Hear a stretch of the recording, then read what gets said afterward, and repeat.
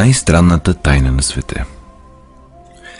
Искам да ви разкажа за най-странната тайна на света.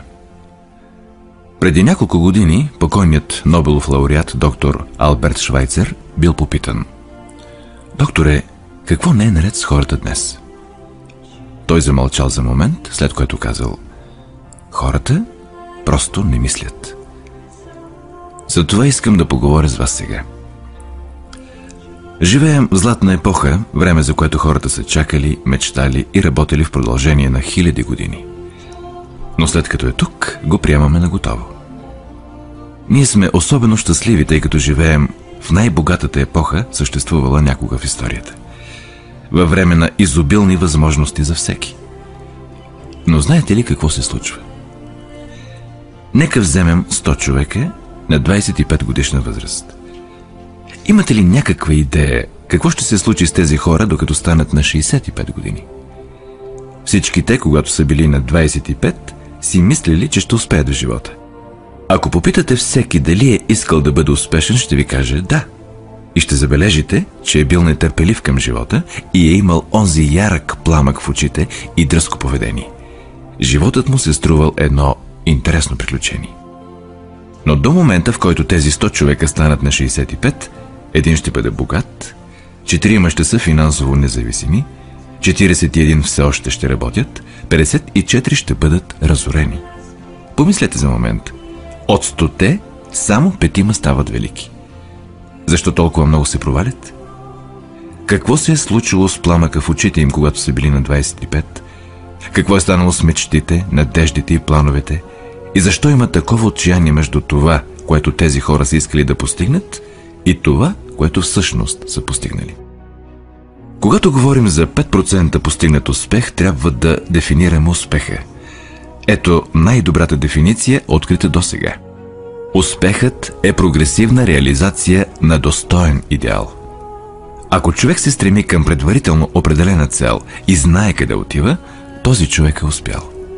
Ако не прави това, той е провал. Успехът е прогресивната реализация на достоен идеал. Роло Мей, известният психиатър, е написал една чудесна книга, наречена „Стремежа на човека към себе си“. И в нея казва: „Противоположното на коража в нашето общество не е страха, а конформизма“. И това е проблема днес – конформизмът. Хора, които действат като всички останали, без да знаят защо или къде отиват. Сега си помислете за момент. В България има над 2 милиона хора на над 65 годишна възраст и повечето от тях са разорени. Те разчитат на някой друг за нещата от първа необходимост. Учим се да четем, когато сме на 7. Учим се да изкарваме прехраната, докато сме на 25. И често тогава не само се издържаме, но и се грижим за семейство.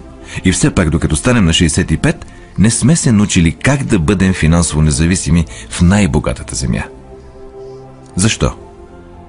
Защото сме конформисти. Проблемът е, че повечето от нас действат като неправилната група. Онези 95%, които не успяват. Защо тези хора се подчиняват? В действителност не знаят. Те вярват, че животът им се оформя от обстоятелства, от неща, които се случват от външни сили. Те са направлявани отвън. Веднъж бе проведено едно изследване, което включваше широка маса от работещи хора. Те били попитани: защо работите? Защо ставате сутрин от леглото? 19 от всеки 20 нямали понятие. Ако ги притиснете, ще ви кажат: всеки отива на работа сутрин. И това е причината те да го правят, защото всеки друг го прави. Нека се върнем сега на дефиницията ни за успех. Кой успява? Единственият човек, който успява, е този, който прогресивно осъществява достоен идеал. Човекът, който заявява: ще постигна това, и започва да работи за осъществяването на този идеал. Ще ви кажа кои са успелите хора. Успешна е учителката, която преподава в училище, защото това иска да прави. Успешен е мъжът, който управлява газстанция, защото това е била мечтата му и това желае да прави. Успешни са предприемачите, които развиват собствена компания, защото са мечтали за това и това са искали да постигнат. Успешен е успешният консултант, който иска да е номер 1 и да развива себе си и организацията си и прави стъпка към тази цел. Успешен е всеки, който преследва целенасочено, предварително обмислена цел. Но само един от всеки 20 го прави. Ето защо днес няма кой знае каква конкуренция, освен ако не я направим сами. Вместо да се съревноваваме, просто трябва да създаваме. В продължение на 20 години търся ключа, който ще определи какво би се случило с човека. Исках да знам дали има ключ към узнаването на бъдещето, който да го превърне в обещание.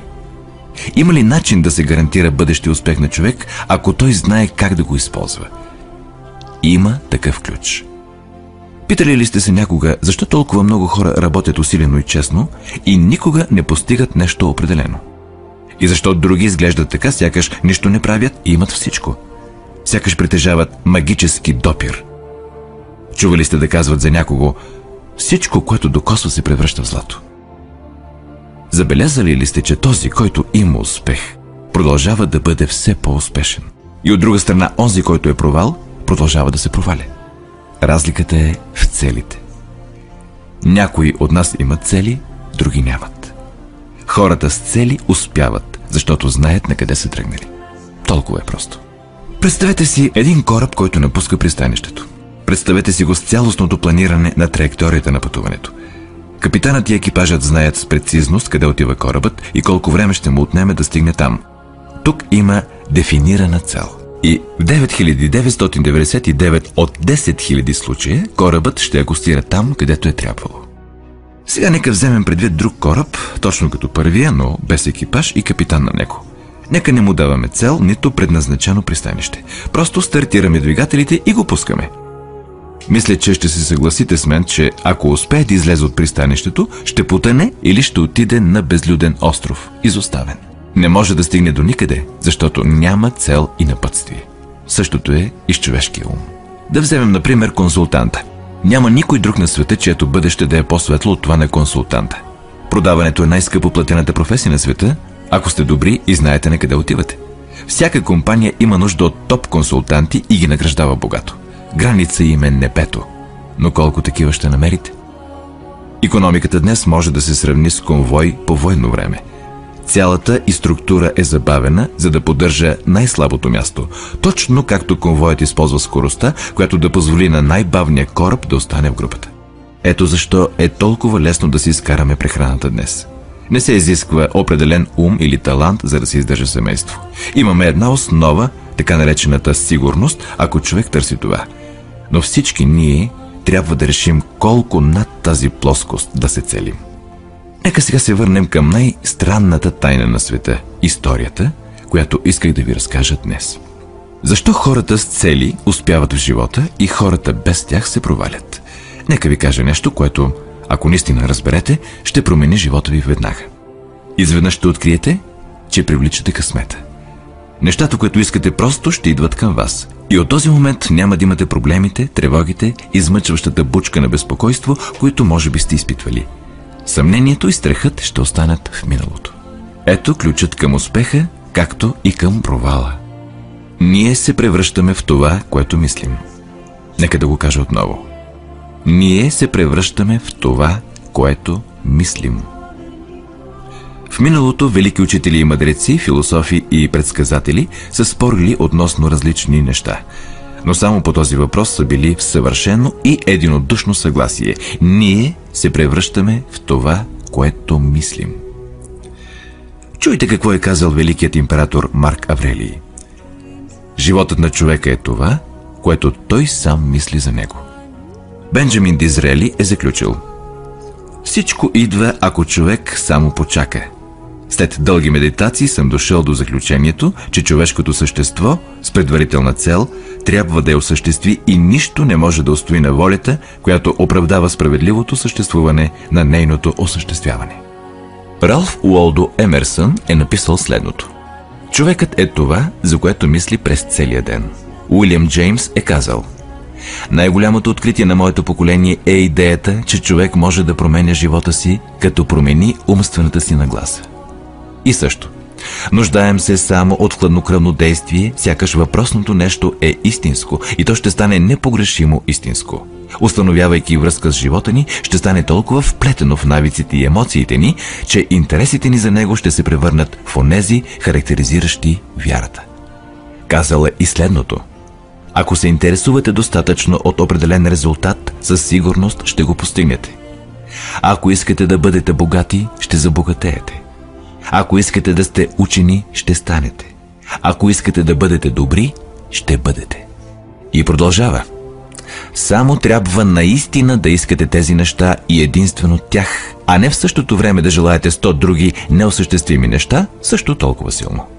В Библията четем в Евангелието на Марк: ако може да повярва, всички неща, в които вярва, са възможни за него.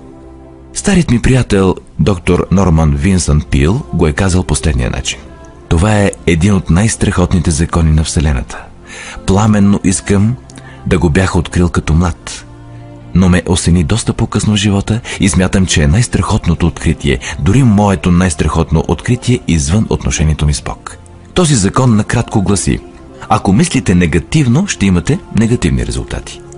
Ако мислите по позитивен начин, ще получавате положителни резултати. Този прост факт, продължава той, е в основата на невероятен закон за собствените качества и успеха. В 4 думи: вярвай и ще успееш. Уилям Шекспир го е казал последния начин: съмненията ни са предатели и ни карат да губим доброто, което често можем да спечелим, като не се страхуваме да опитаме. Джордж Бърнард Шоу е написал: хората винаги винят обстоятелствата за това, което са. Аз не вярвам в обстоятелствата. Хората, които идват на този свят, са тези, които се изправят и търсят обстоятелствата, които искат, и ако не ги намират, сами ги създават. Доста е ясно, нали? И всеки човек, открил това, за кратко е помислил, че е първият, който стига до тази истина. Ние се превръщаме в това, което мислим. Очевидно е, че човекът, който мисли за стабилна и достойна цел, ще я постигне, защото ние се превръщаме в това, което мислим. И обратно. Човекът, който няма цел, не знае къде отива и чието емоции са такива на объркване, притеснение, страх и безпокойство, се превръща в това, което мисли. Животът му придобива безпокойство, страх и притеснение. И ако мисли за нищо, се превръща в нищо. Как работи този принцип? Защо се превръщаме в това, което мислим?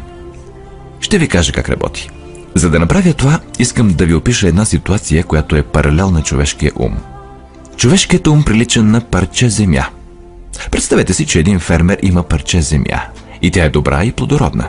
Земята дава на фермера избор да посее каквото пожелае в нея. Земята не се интересува от това какво е посято. Това зависи изцяло от фермера. Помнете, че сравняваме човешкия ум с земята на фермера, защото умът, както и земята, не се интересува какво посявате в него. Нека да предположим, че фермерът има 2 семена в ръката си. Едното е пшеница, а другото е беладона, смъртоносна отрова. Той изкопава 2 малки дупки и засажда и двете семена, и пшеницата, и отровата. Покрива дупките, полива ги и се грижи за земята. Какво ще стане? Земята неизменно ще даде това, което е засято в нея. Както е написано в Библията: каквото посееш, това ще поженеш. Помнете, че земята не се интересува. Ще произведе отровата в същото изобилие, както пшеницата. Така че се появяват и двете растения. Едното пшеница, другото отрова. Човешкият ум е много по-изобилен и невероятен от земята, но действа по същия начин. Не се интересува какво засаждаме – успех или провал, стабилна, достойна цел или объркване, неразбирателство, страх, безпокойство и така нататък. Но това, което засадим, трябва да се върне при нас. Човешкият ум е последният голям неизследван континент на планетата. Той притежава богатства, надвишаващи мечтите. Ще ни върне всичко, което посеем. Бихте попитали: ако това е истина, защо хората не използват ума си повече? Мисля, че са измислили отговор на този въпрос. Проблемът е, че умовете ни идват като част от стандартното оборудване по рождение. Безплатно. А нещата, които са ни дадени безплатно, ние не ценим достатъчно. Нещата, за които даваме пари, ценим високо. Парадоксът е, че точно обратното е истина. Всичко, което е стойностно в живота ни, идва безплатно. Умовете ни, душите ни, телата ни, надеждите ни, мечтите ни, амбициите ни, интелигентността ни, любовта ни към семейството и децата, и приятелите, и родината. Всички тези безценни притежания са безплатни. Но нещата, които ни струват пари, са всъщност евтини и могат да бъдат заменени по всяко време.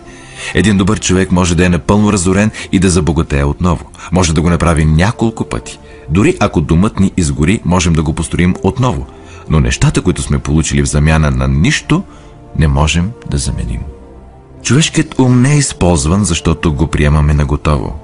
Може да свърши всяка задача, която му поставим, но като цяло го използваме за малки неща, а не за големите, важни въпроси. Така че решете сега, какво искате. Посейте целта в ума си. Това е най-важното решение, което някога ще направите в живота си.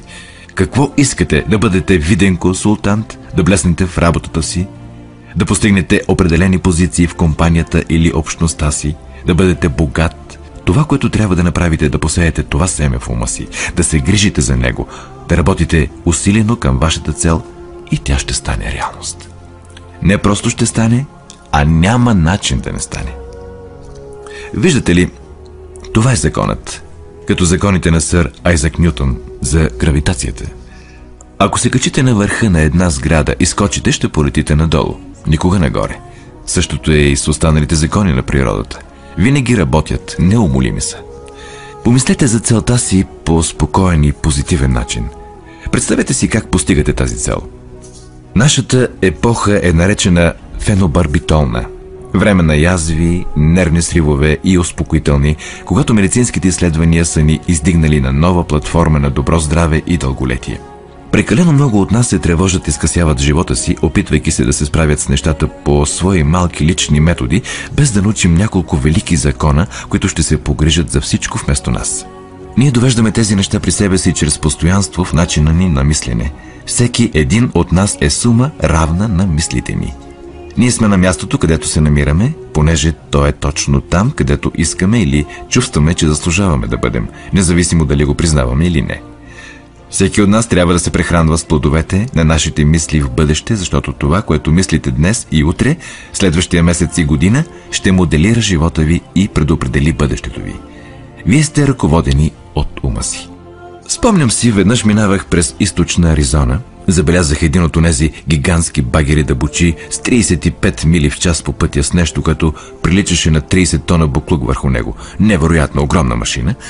И на върха й стоеше малък човечец с ръце на кормилото, управлявайки я. Докато си карах по пътя, бях зашеметен от подобието на тази машина с човешкия мозък. Просто си представете, че контролирате такъв голям източник на енергия. Ще си позволите ли да скръстите ръце, докато машината отива в канавката? Или ще държите с двете си ръце здраво волана и ще управлявате силата и към специфична, заслужаваща си цел? Зависи от вас. Вие седите на мястото на шофьора. Вижте, законът, който ни дава успеха, е нож с две острията. Трябва да контролираме мислите си. Същото правило, което може да отведе хората до успех, богатство, щастие и всичко, за което са мечтали, за тях самите и семейството им. Същото това правило може да ги отведе в канавката. Всичко се състои в това, как се използва за добро или за лошо. Това е най-странната тайна на света. Защо казвам, че е странна и защо я наричам тайна? Всъщност, съвсем не е тайна. Най-напред е оповестена от някой от първите мъдреци и се повтаря отново и отново в Библията. Но много малко хора се е научили или разбрали. Ето защо е странна и по еднакво странен начин фактически остава тайна. Вярвам, че ако излезете на главната улица във вашия град и питате всеки човек каква е тайната на успеха, най-вероятно цял месец няма да срещнете такъв, който да ви отговори. Тази информация е невероятно ценна за нас, ако наистина я осмислим и приложим. Безценна е не само за живота ни, но и за живота на хората около нас, семействата ни, служителите ни, колегите, приятелите ни. Животът трябва да бъде едно вълнуващо приключение. Никога не трябва да е скука. Човек трябва да се раздава изцяло, да бъде жив, трябва да сте доволни, когато се събуждате сутрин, трябва да работите нещо, което ви харесва, защото го правите добре. Веднъж чух реч на Гроув Патърсън, великият покоен главен редактор на Толедо Дейли Блейд. Като привършваше речта си, той каза нещо, което никога не съм забравил. Годините ми в вестникарския бизнес са ме убедили в няколко неща. Сред тях е, че хората по принцип са добри и идваме от едно място, за да отидем на друго. Така че трябва да направим времето си тук на Земята едно вълшебно приключение. Архитектът на Вселената не е изградил стълба, водеща никъде. Най-добрият учител, дърводелецът от равнините на Галилея, ни дава тайната отново и отново. Ако повярваш в нещо, то ще ти се случи. Обясних ви най-странната тайна на света, както и как работи. Сега нека ви обясня как да докажете огромните възможни ползи в собствения си живот, като приложите тайната в практически тест. Необходимо е да направите един тест за 30 дни. Няма да е лесно, но ако положите усилие, изцяло ще промени живота ви за по-добро. През 17 век сър Айзак Нютон, английският математик и натурфилософ, ни е дал естествените закони на физиката, които са еднакво приложими за хората, както и за движенията на телата във Вселената. И един от тези закони гласи: за всяко действие съществува равно противодействие. Казано по прост начин, както се отнася за вас и мен, означава, че не можем да постигнем нищо без да платим цената. Резултатите от 30-дневния експеримент ще бъдат в права пропорционалност на усилията, които сте вложили. За да бъдете лекар, трябва да платите цената с дълги години образование.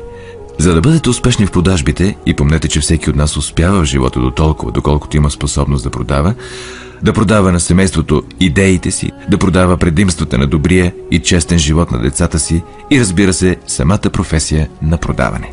Но за да успеем да продадем начина си на добър живот, трябва да сме готови да платим цената. Каква е цената? Всъщност е няколко неща. Първо, цената е емоционално и интелектуално да разберем, че буквално се превръщаме в това, което мислим, и че трябва да контролираме мислите си, ако желаем да имаме контрол над живота си. Напълно да разбираме, че колкото посеем, толкова ще поженем. Второ, да премахнем оковите на съзнанието си и да му позволим да се извиси до степента на божествено предназначение. Осъзнайте, че границите ви са наложени от вас самите и възможностите днес са огромни, отвъд вярата. Трябва да се извисите над тесноградата с прихавост и предразсъдъци. И трето, да използвате целия си кураж да се накарате да мислите позитивно за проблема си, да определите ясна и категорична цел за себе си и да позволите на невероятния си ум да мисли за тази цел от всички възможни ъгли, да оставите въображението си да действа свободно над много вероятни решения. Да откажете да повярвате, че има достатъчно силни възможности, които да предотвратят постигането на целта. Да действате веднага и решително, когато курсът ви е ясен, и постоянно да сте наясно с факта, че в този момент стоите насред собствения си акър от диаманти, както го е нарекал Ръсъл Конуел. Като четвърто, пестете най-малко по 10% от всичко, което изкарвате. Също помнете, че каквато и да е сегашната ви работа, има страхотни възможности, ако сте склонни да платите цената. Нека припомним важните точки на цената, която всеки от нас трябва да плати, за да има невероятен живот. Той, разбира се, си струва всяка цена. Първо, мисъл. Ще се превърнеш в това, което мислиш.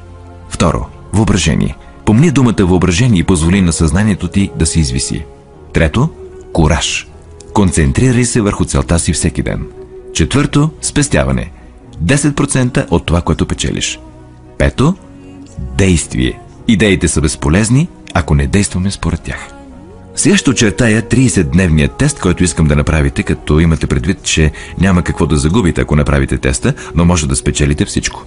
Две неща могат да бъдат казани за всеки човек. Първо, всеки от нас иска нещо. И второ, всеки от нас се страхува от нещо. През следващите 30 дни следвайте тези стъпки, докато постигнете целта си. Искам да напишете на един лист какво желаете най-много. Може да искате да удвоите печалбите си или да направите определена сума пари. Може да искате красив дом, успех в работата, определена житейска позиция, хармония в семейството. Всеки от нас желае нещо. Напишете на един лист точно какво желаете. Опишете само една цел и ясно я дефинирайте. Не е нужно да го показвате на когото и да било, даже е най-добре да не го показвате на никого.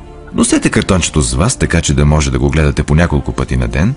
Мислете за целите си по весел, отпускащ и позитивен начин всяка сутрин, когато станете, и веднага ще има към какво да се стремите.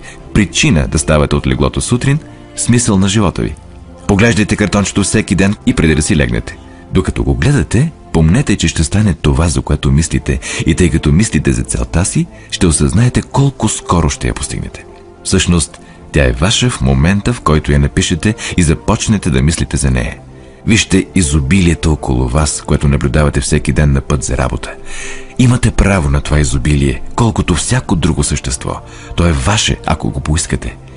Сега стигаме до трудната част. Трудна, защото обяснява създаването най-вероятно на чисто нов навик.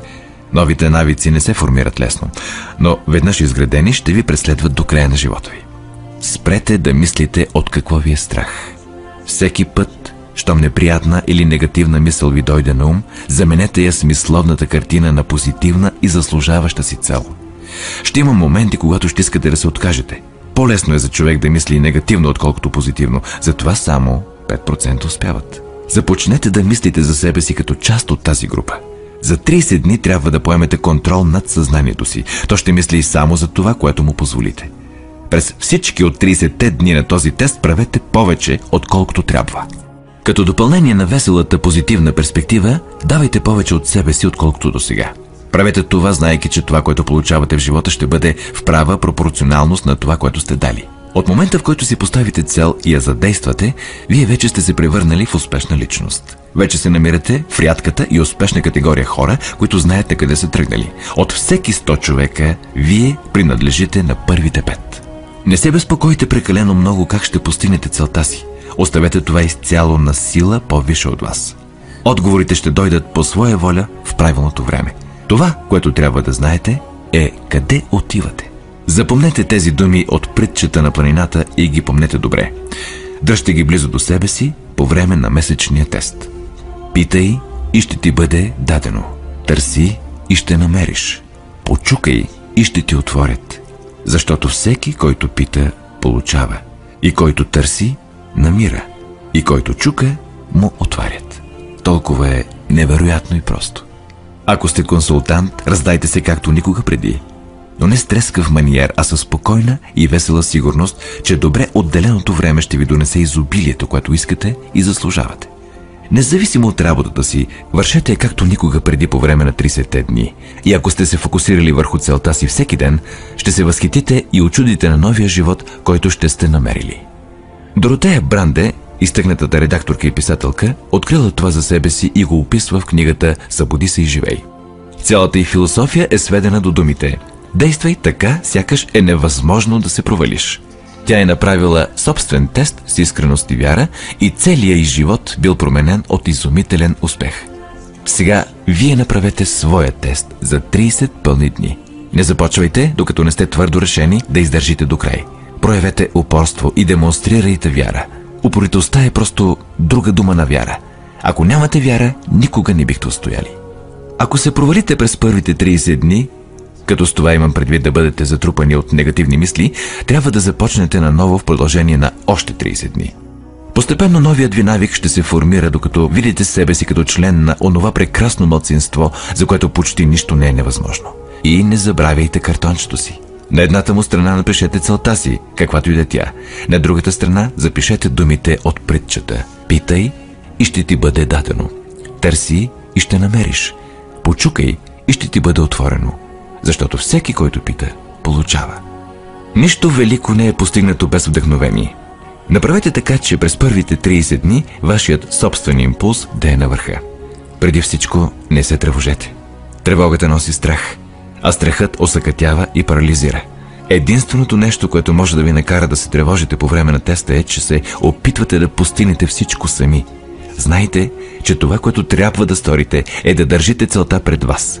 Всичко останало ще се реши от само себе си. Помнете също да бъдете спокойни и ведри. Не позволявайте на дребни неща да ви ядосат и отклонят от пътя. След като изпълняването на този тест е трудно, някои ще кажат: защо въобще го правя? Ами, погледнете алтернативата. Никой не иска да се провали. Никой всъщност не желае да бъде посредствен. На никой не му се живее постоянно страх, безпокойство и безсилие. Следователно, помнете, че каквото посеете, това ще поженете. Ако сеете негативни мисли, животът ви ще се изпълни с негативни неща. Ако сеете позитивни мисли, животът ви ще бъде весел, успешен и позитивен. Постепенно ще има тенденция да забравяте това, което сте научили току-що. Пускайте си този запис често. Напомняйте си какво трябва да направите, за да формирате този нов навик. Събирайте цялото си семейство в равни интервали и слушайте това, което е казано тук. Повечето хора ще ви кажат, че искат да правят пари, без да се съобразяват с закона. Единствените хора, които правят пари, работят в монетен двор. Останалите от нас изкарват пари. Това е причината някои хора, които търсят нещо в замяна на нищо, да се провалят в живота. Единственият начин да се печелят пари е като дадеш на хората услуги и продукти, от които имат нужда и които са полезни. Обменяме времето и продукта или услугата си с парите на другия човек.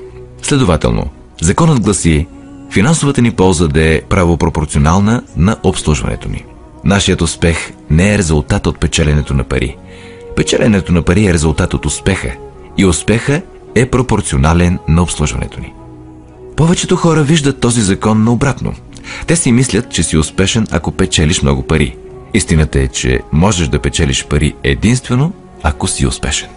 Това е като историята с човека, който седял срещу печката и си говорил: дай ми топлина и след това ще сложа дърво. Колко мъже и жени познавате със същото отношение към живота? Има милиони такива. Трябва да сложим горивото преди да очакваме топлина. По същия начин трябва да служим на хората преди да очакваме пари. Не се ангажирайте с парите. Служете на хората. Изграждайте, работете, мечтайте, създавайте. Направете това и ще видите, че няма граница за просперитета и изобилието, което ще дойде при вас. Просперитетът се основава на взаимен обмен. Всеки човек, който допринася за просперитета, трябва да просперира. Понякога наградата няма да идва директно от онези, които обслужвате, но трябва да дойде при вас от някъде, защото това е законът. За всяко действие съществува равно противодействие. Докато трае 30-дневният тест, успехът ви винаги ще бъде измерван от количеството и качеството на обслужване, което отдавате, и парите са критерий и мерило за това обслужване. Никой не може да стане богат, ако не обогати първо другите. Няма изключение на това правило. Някога да сте се замислили за този критерий? Интересен е. Веднъж разбрал изцяло този закон, мислещият човек може да предскаже съдбата си. Ако иска повече, трябва да служи повече на тези, от които получава възнаграждението си.